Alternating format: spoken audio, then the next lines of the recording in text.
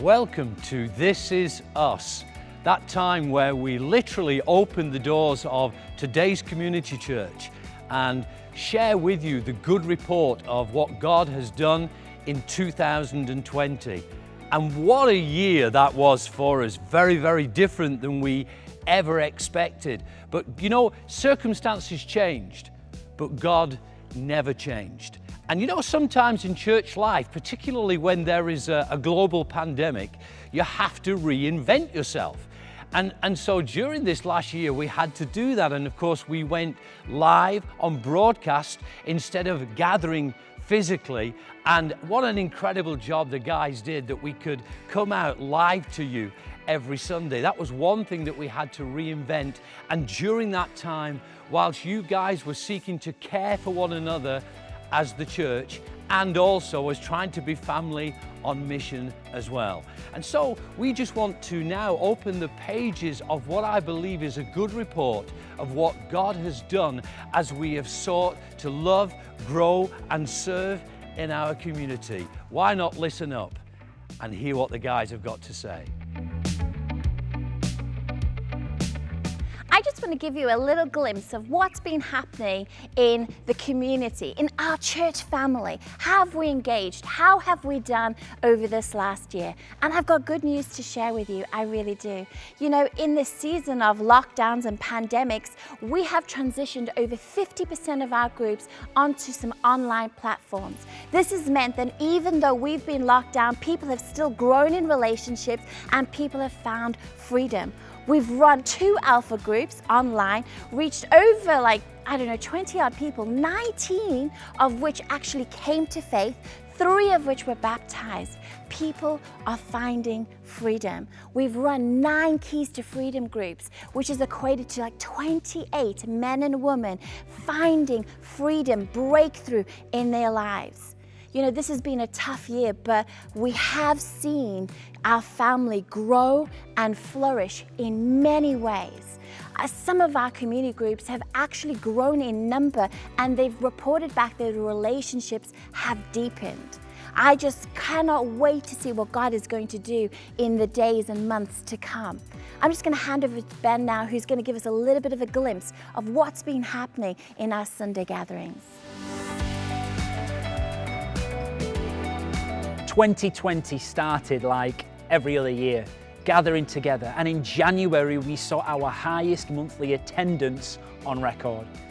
We began looking at this idea of go again at First Fruits last year, where we were sort of being prompted to go again into a promised land by God, and this turned into a prophetic theme for us as a leadership team of New Land Living, where God wanted to prepare us for New Land Living. We just didn't realize what kind of new land we would end up in. So in March, coronavirus, lockdown happened. You need to know that a core group of our volunteer leaders and staff rose to the challenge.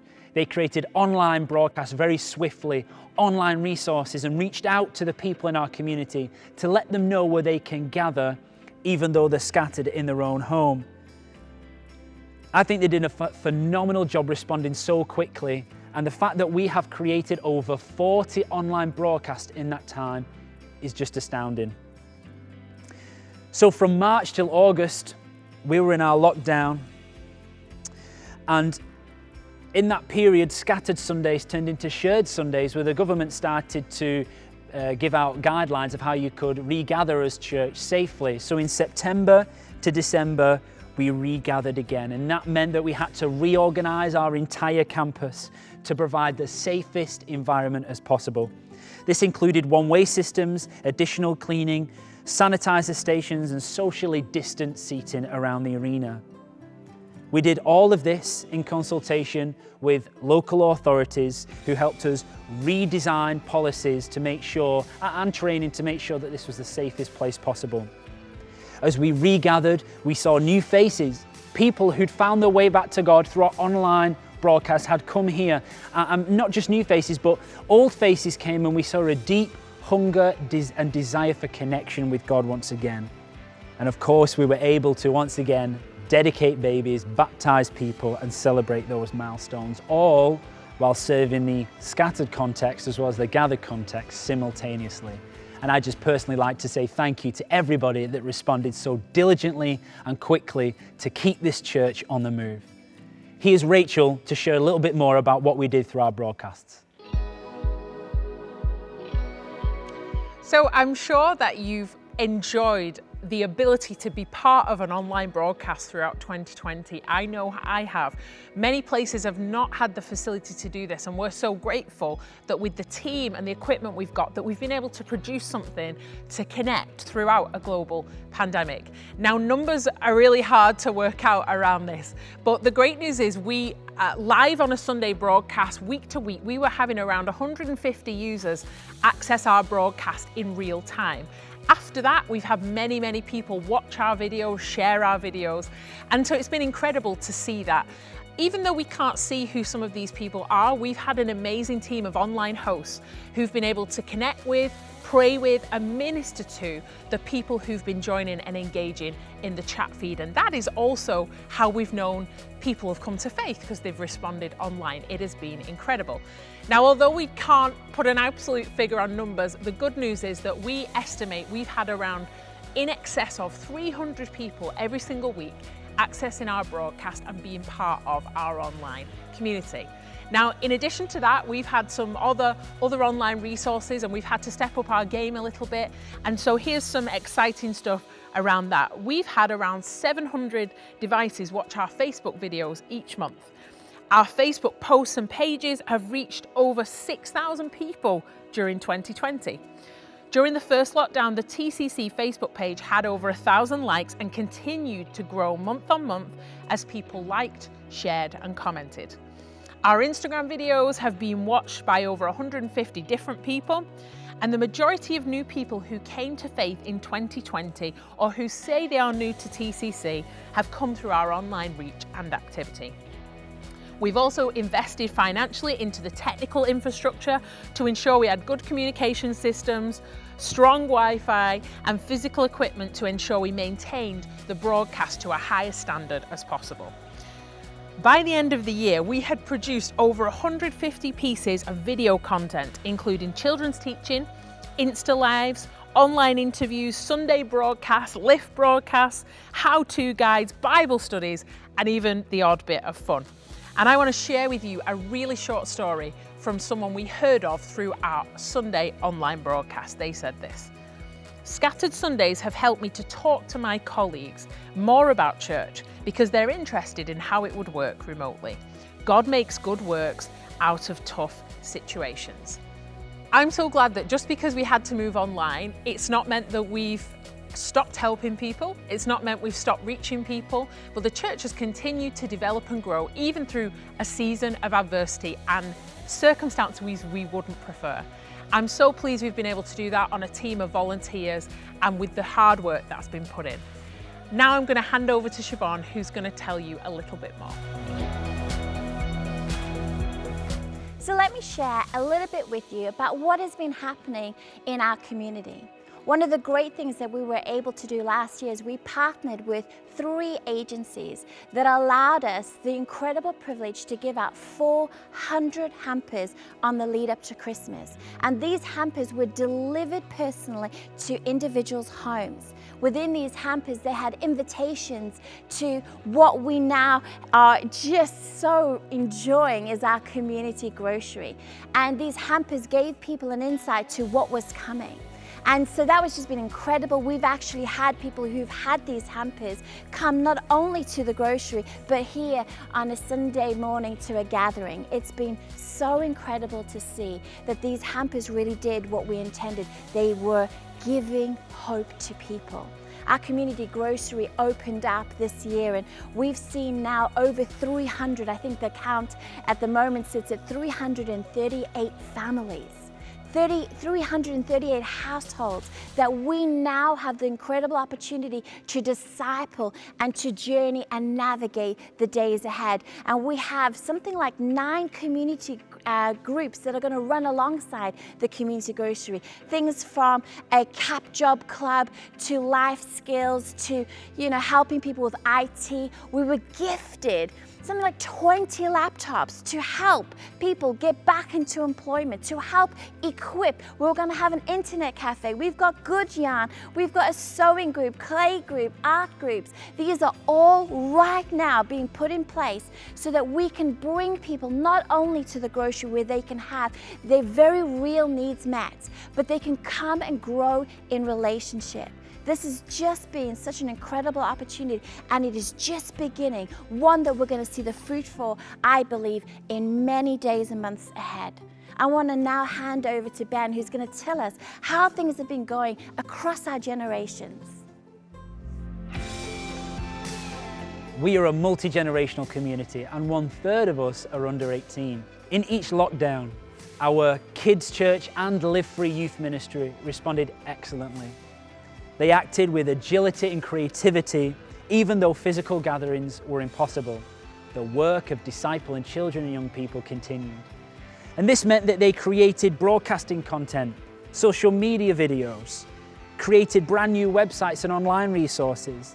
They established small support groups, and most recently were hand delivering activity packs to shielding families all across the borough. And when we did regather, Kids Church and Live Free saw new families and young people attend. In October, Kids Church ventured and created this event called Shine, helping children shine for Jesus in the middle of this pandemic. We saw over 100 people and families join us here, and a high percentage of that were people from outside our church community. Live Free grew by 30% after the first lockdown, which showed that the online strategy was working. Finally, we had a small team of dedicated people who consistently reached out to the most vulnerable and elderly in our church community, making sure that they had support and what they needed, but also helped them connect in with this new digital way of gathering together. Our language at the time was, "We don't want anybody left behind."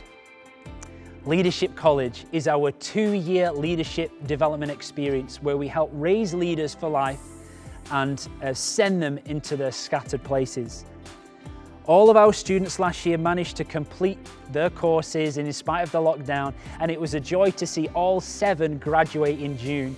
We did this as a Facebook Live event, and we saw watchers from all over the place, including the UK as well as Czech Republic. We welcomed 2 new students last year, and 2 of our first years moved into our second year experience, which is great. Since Leadership College started 4 years ago, we've raised and released over 20 leaders from 3 different nations into the scattered contexts, whether that's at home, their workplace, or church community. All of this would not be possible without our phenomenal volunteer army. Here's Rach to share more. So I've got the opportunity to speak to you about volunteering in the past 12 months. Now, of course, 2020 has been a difficult year in that we've not been able to volunteer physically together as much as we would have liked, but our volunteer spirit has most definitely been there. In 2019, about 1/3 of our church were regularly serving on a Sunday or through the week. And in 2020, this of course dropped massively due to the pandemic and due to us not meeting together. But for those that have continued to volunteer, we want to say thank you. For those of you who've been more hands on deck during this season, especially if you've been part of online hosting, broadcasting teams, media teams, you have been busier than ever. And so we're so grateful to you for that. Most of our voluntary activities ceased, but there's been a core that have continued.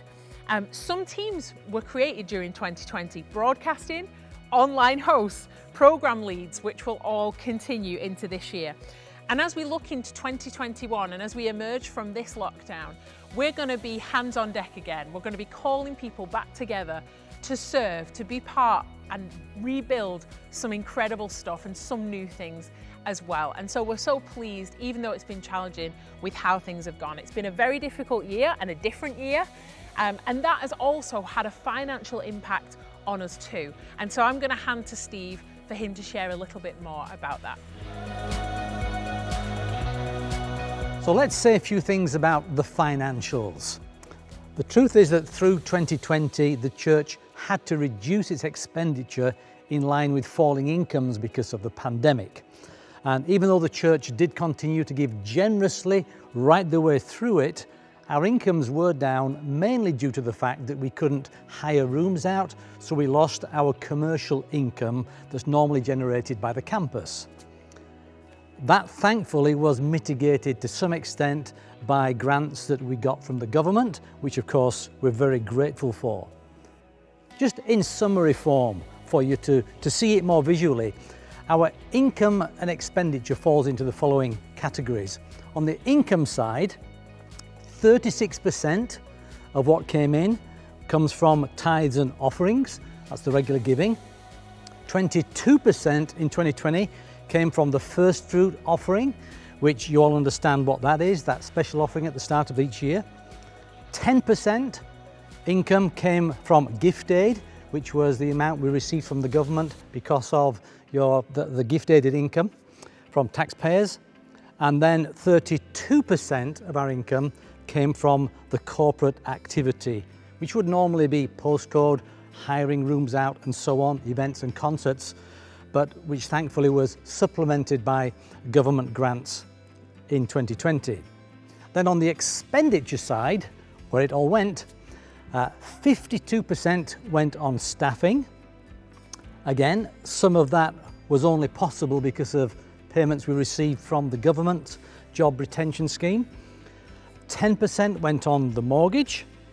26% went on our ministries, which includes all the stuff we do locally and the global initiatives like the Czech learning communities and working with some of our partner ministries. And then 12% goes on operations, that's the utilities and the regular running costs of the campus. We're still on a journey to achieving the financial goals that we've set out in previous years in this report, which is to make sure that the right income pays for the right expenditures. And broadly speaking, we aim that the income from the tithes and offerings is expended on our human resources and church activities. We aspire that the income from the corporate activity pays for that activity, as well as paying the mortgage. And then we aspire that the income from the first fruits offering enables us to expand the vision and invest in new opportunities.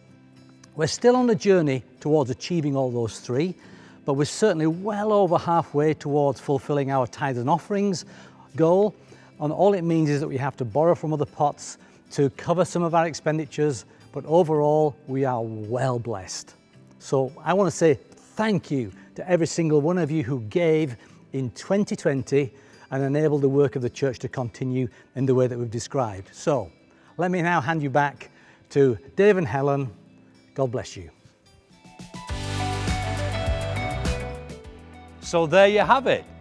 We hope that you have enjoyed all that you've heard, and more than anything that you've been encouraged with the fact that God is still in charge, He's still the captain of the ship and doing some incredible things with us.